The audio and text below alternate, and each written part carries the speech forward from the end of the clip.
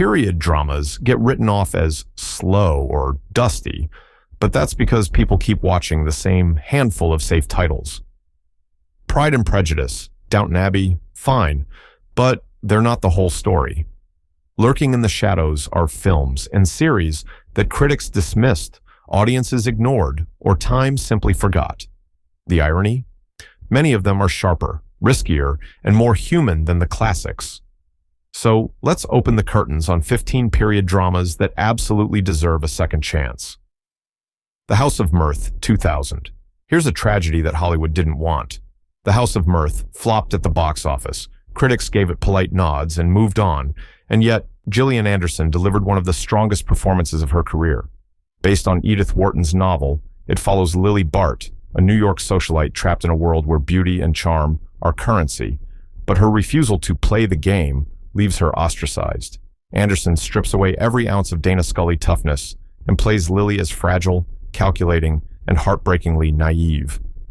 Directed by Terrence Davies, the film is visually lush velvet gowns, smoky salons, and looming mansions that feel like gilded prisons. But instead of glamorizing high society, it shows how cruelty hides under manners and how gossip can destroy a life faster than scandal. Eric Stoltz and Laura Linney play their roles with just enough bite to make Lily's downfall sting harder. The tragedy is that audiences in 2000 didn't care. Maybe it was too bleak. Maybe people wanted more escapist costume drama. But time has been kind. Seen today, the film feels modern, unflinching, and painfully relevant in its look at ambition, class, and isolation. If you want a period drama that doesn't end with polite applause, but with a punch in the gut, The House of Mirth is the one. The Remains of the Day, 1993. Some dramas whisper so quietly that you almost miss the heartbreak until it's too late. The Remains of the Day is one of those. On paper, it's just Anthony Hopkins playing a butler, serving an English lord before and after World War II. But peel back the quiet, and you get one of the most devastating portraits of wasted life and repressed love ever put on screen. Hopkins plays Stevens, a man so obsessed with duty and service that he sacrifices everything, including a chance at happiness with housekeeper Miss Kenton, played by Emma Thompson. Their relationship simmers under the surface, fueled by longing looks and unspoken words, until the silence becomes unbearable. Hopkins gives a performance so restrained, it feels like he's holding the world's heaviest weight inside. Thompson matches him, beat for beat, with a warmth that never quite breaks through his shell. James Ivory's direction is meticulous. The landscapes are beautiful but cold, the great halls echo with emptiness, and every scene feels like a reminder that time never stops. The film got Oscar attention back in 1993, but outside cinephile circles, it's barely discussed today. Maybe audiences thought it was too quiet. But look again, and you'll see it's anything but. This isn't a drama that begs you to cry. It makes you realize too late what's been lost. That kind of heartbreak deserves revisiting. The Painted Veil, 2006. Set against the lush mountains and crumbling villages of 1920s. China, The Painted Veil is a forgotten gem that slipped past audiences when it was released. Naomi Watts and Edward Norton star as a mismatched couple. She's a restless socialite. He's a rigid bacteriologist, forced into exile after she betrays him. Their punishment? Living together in a remote Chinese village ravaged by cholera. Not exactly your standard romantic getaway. What makes this film remarkable isn't just the backdrop, though the cinematography is breathtaking. It's the slow transformation of two people who start out as bitter enemies and, almost reluctantly, find something resembling love. Watts plays Kitty with a mix of pride and vulnerability, while Norton gives one of his most subtle performances, turning icy reserve into aching humanity. Toby Jones and Diana Rigg add depth to the supporting cast, grounding the story in both tragedy and resilience. The soundtrack, composed by Alexandre Desplat, wraps the entire film in melancholy. It didn't make waves at the box office, perhaps because audiences weren't sure what to do with such a quiet, unsentimental love story. But watching it now, it feels timeless, a meditation on forgiveness, loss, and how love can grow in the unlikeliest soil. If you've written this one off as another costume melodrama, it deserves a fresh look. Beneath the silk and ceremony lies one of the most quietly powerful period dramas of the 2000s. Silas Marner, 1985. You want grit in your period drama? Forget the glossy BBC spectacles. Silas Marner, the 1985 adaptation of George Eliot's novel, is raw, stripped down, and anchored by Ben Kingsley at his most quietly devastating. Kingsley plays Silas, a weaver betrayed by his closest friend and cast out of his community, who becomes a bitter recluse hoarding gold. His life shifts when an abandoned child wanders into his cottage, forcing him into a reluctant, redemptive fatherhood. The production isn't flashy. This is mid-80s BBC, after all, but that's exactly what makes it so powerful. Muddy villages, flickering firelight, and unvarnished performances give it a lived-in authenticity that bigger budget productions often miss. Kingsley is extraordinary, showing how one man's loneliness hardens into cruelty, only to be melted by unexpected love. Jenny Aguder's supporting role adds warmth and gravitas, while Patrick Rycart gives one of those villainous turns that makes your skin crawl. At the time, it was overshadowed by more glamorous BBC productions, and in the years since, it's been nearly forgotten. That's a mistake. Eliot's themes of betrayal, redemption, and community are timeless, and this adaptation captures them without smoothing the edges. It's not cozy, it's not romantic, and that's why it works. If you want a period drama that feels like a punch of reality rather than a polished postcard, Silas Marner deserves another chance in the spotlight. The Age of Innocence, 1993. Martin Scorsese making a costume drama sounded like a joke in the early 90s. The guy who gave us gangsters and mean streets suddenly caring about corsets and teacups. But The Age of Innocence isn't just good. It's one of the sharpest dissections of repressed desire and social suffocation ever filmed. Based on Edith Wharton's novel, it follows Newland Archer Daniel Day-Lewis, engaged to the respectable but conventional May Winona Ryder, while falling hopelessly in love with Countess Ellen Olenska Michelle Pfeiffer, a woman shunned for daring to live independently. On the surface, it's a love triangle. Underneath, it's a slow strangulation of passion by society's iron grip. Scorsese directs with surgical precision. Every dinner party feels like a battlefield. Every whispered aside carries the weight of a duel. Day-Lewis plays Archer as a man torn apart by the war between duty and desire, while Pfeiffer is radiant as a woman, punished simply for existing outside the rules. Ryder, often underestimated, is chilling as the innocent mask, hiding quiet calculation. Critics at the time praised it, but audiences barely showed up. Maybe they wanted Goodfellas Part 2, not a velvet-gloved takedown of the Gilded Age. But looking back, it's clear. This was Scorsese at his boldest. He proved that repression can be as brutal as violence, and heartbreak can be more devastating than a bullet. This is period drama as tragedy, dressed in lace, but sharpened like a knife. It deserves every ounce of reconsideration. Bright Star, 2009. Some period dramas thunder with spectacle, while others whisper so delicately you almost lean in to hear. Bright Star is one of those whispers. Directed by Jane Campion, it tells the love story between poet John Keats and his neighbor Fanny Braun, played by Ben Whishaw and Abby Cornish. And make no mistake, this isn't a story of candlelit glamour. It's about how brief and fragile love can be, and how art becomes its only trace. Cornish carries the film with a mix of sharp wit and aching vulnerability, crafting a Fanny who is more than just a muse. She's passionate, restless, and unafraid to push back against Keats' world of men who dismiss her. Whishaw, meanwhile, captures Keats' delicate intensity, making his poetry feel like it's bleeding right out of him.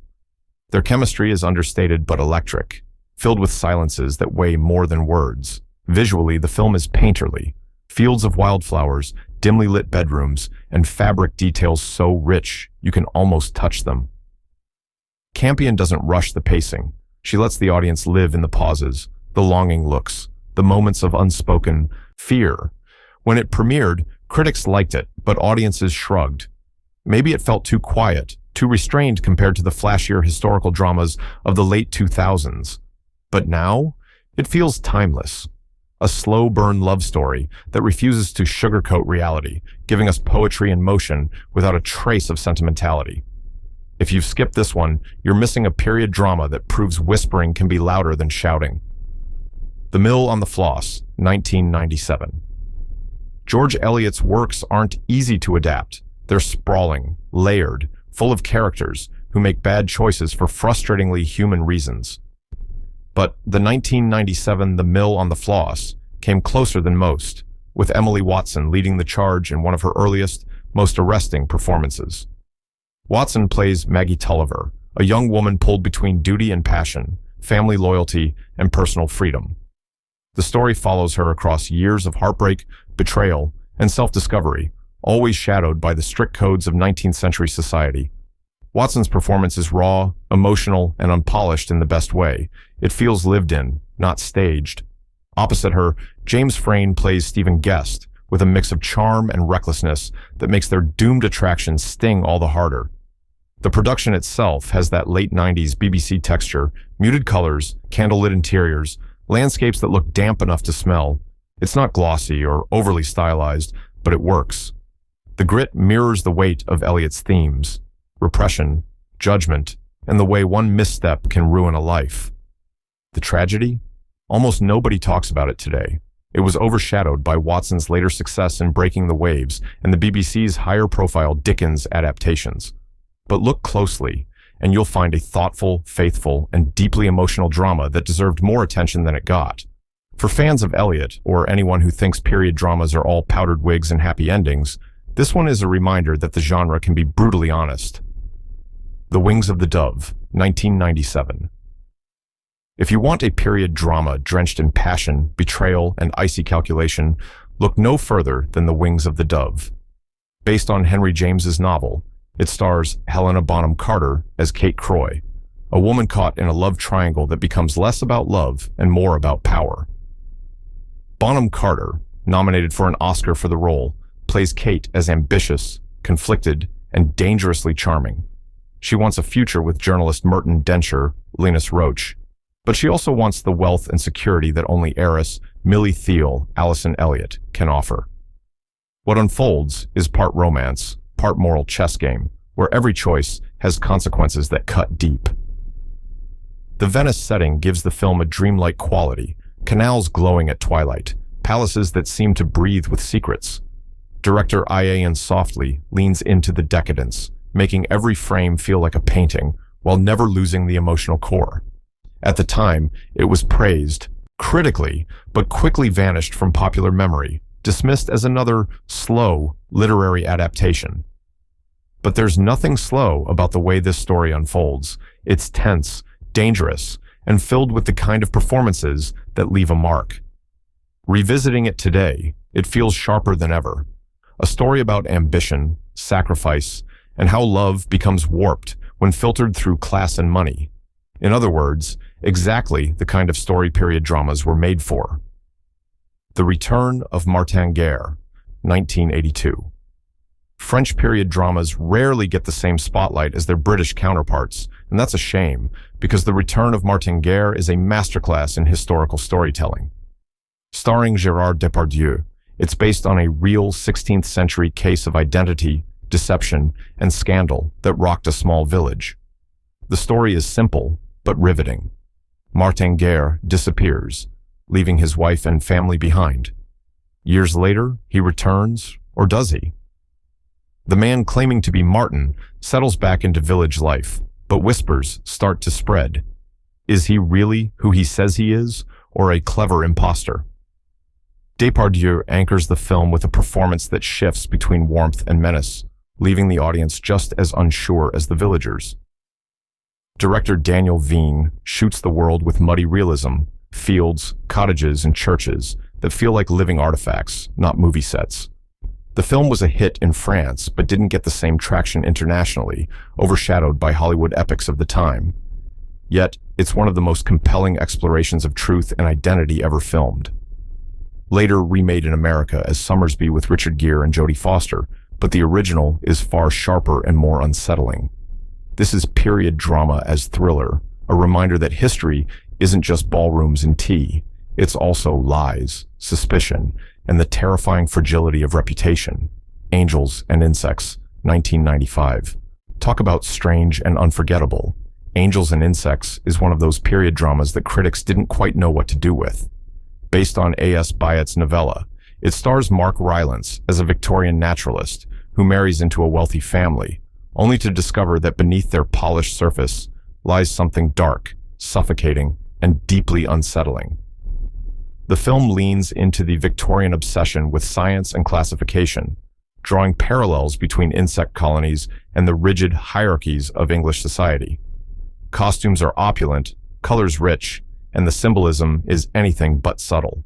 Rylance plays the outsider role perfectly, curious, idealistic, and increasingly horrified as he realizes what kind of nest he's stepped into. Kristen Scott Thomas shines as the matriarch, commanding every scene with icy control. Patsy Kensit delivers one of her most memorable performances as Rylance's new wife, a woman trapped in a system of secrets and lies.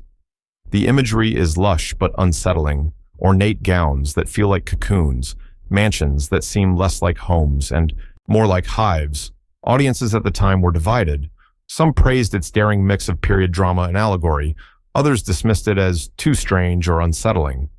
But decades later, its boldness feels refreshing.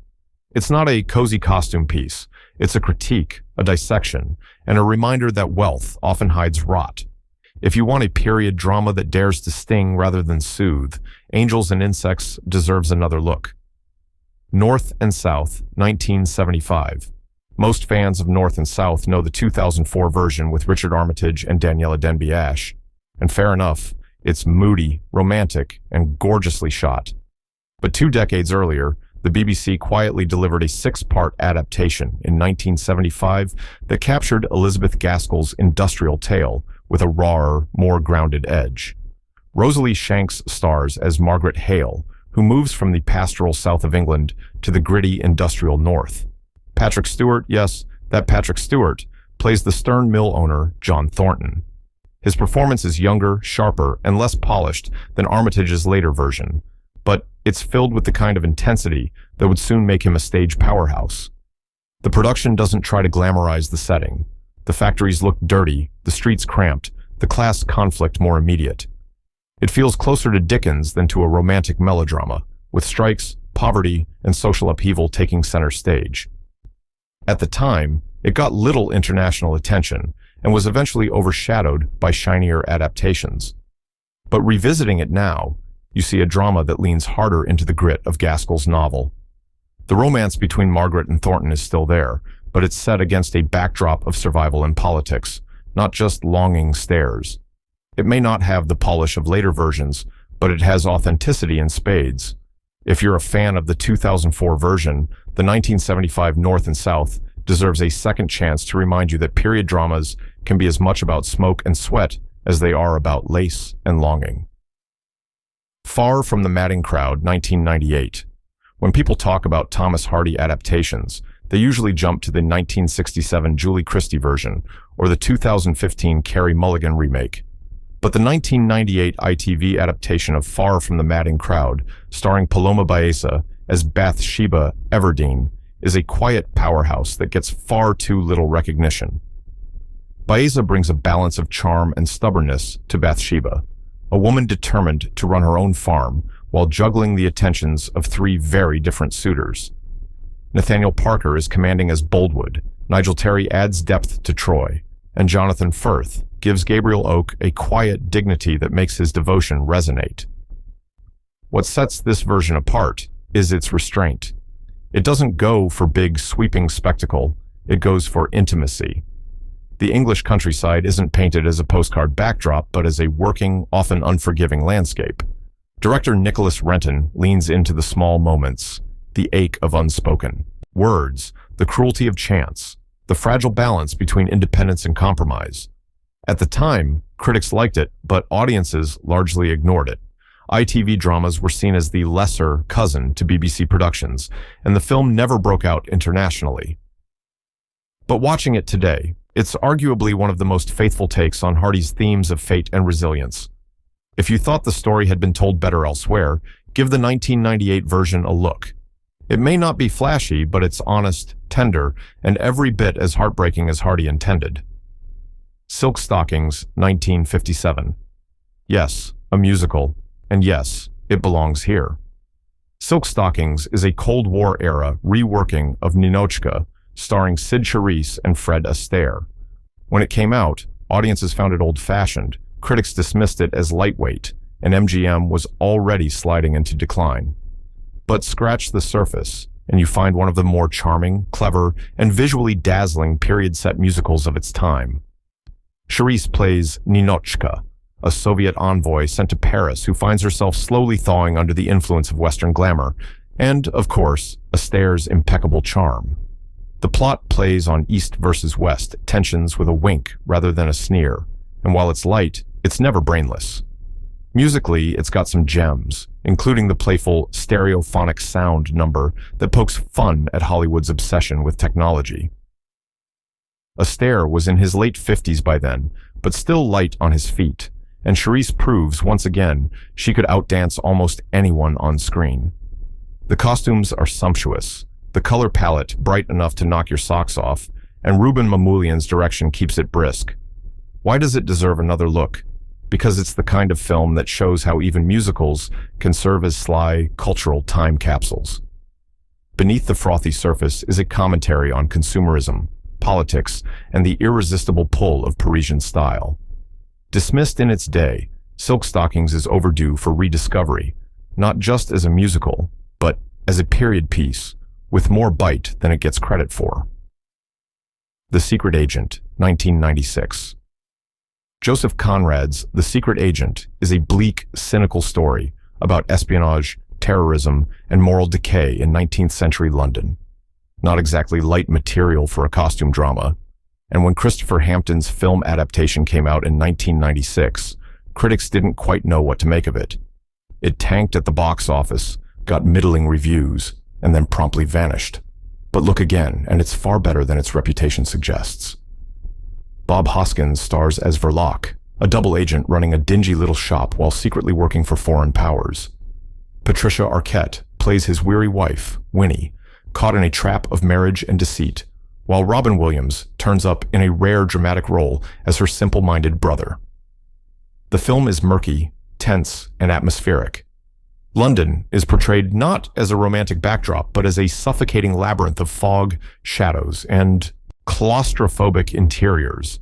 Conrad's story of anarchists, betrayal, and manipulation feels eerily modern, and the cast digs into it with grim commitment. Why did it fail? Probably because audiences in the 90s weren't looking for a slow-burn political thriller in period clothing. But today, it feels prescient, an exploration of surveillance, paranoia, and the way ordinary people get chewed up by bigger games of power. It's not cozy, it's not comforting, and that's exactly why it deserves a second chance. A Room with a View, 1985. Merchant Ivories. A Room with a View was beloved when it premiered, winning Oscars and cementing Helena Bonham Carter as a star. But strangely, it has faded in the conversation over time, often overshadowed by the duos later Howard's End or The Remains of the Day, which is baffling because this film is a period drama classic that deserves to be shouted about again. Bonham Carter plays Lucy Honeychurch, a young Englishwoman traveling in Italy who finds her carefully constructed life shaken by an encounter with the unconventional George Emerson, played by Julian Sands. The story is about awakening, independence, and the clash between rigid Edwardian manners and the messy chaos of human desire. James Ivory directs with his trademark elegance, filling the screen with sweeping Italian landscapes, genteel drawing rooms, and intimate character moments. The supporting cast is a who's who of British talent: Maggie Smith, Judi Dench, Denholm Elliott, and Daniel Day-Lewis in one of his earliest roles as the insufferably pompous Cecil Vyse. So, why does it need a second chance? Because in the years since, it's been pigeonholed as just another Merchant Ivory film, when in fact it's one of their most vibrant and emotionally alive works. It's funny, tender, romantic, and slyly subversive. If you've overlooked it in favor of flashier period pieces, A Room with a View is a reminder that subtlety can be every bit as powerful as spectacle. Period dramas aren't just polite romances in fancy clothes. They're windows into ambition, repression, scandal, and change. These 15 titles prove that the forgotten, dismissed, or ignored stories often pack more punch than the safe, overplayed classics. Which of these have you seen, and which are you adding to your watch list? Drop your thoughts below, hit subscribe if you want more deep dives, and remember, sometimes the real treasures are the ones gathering dust.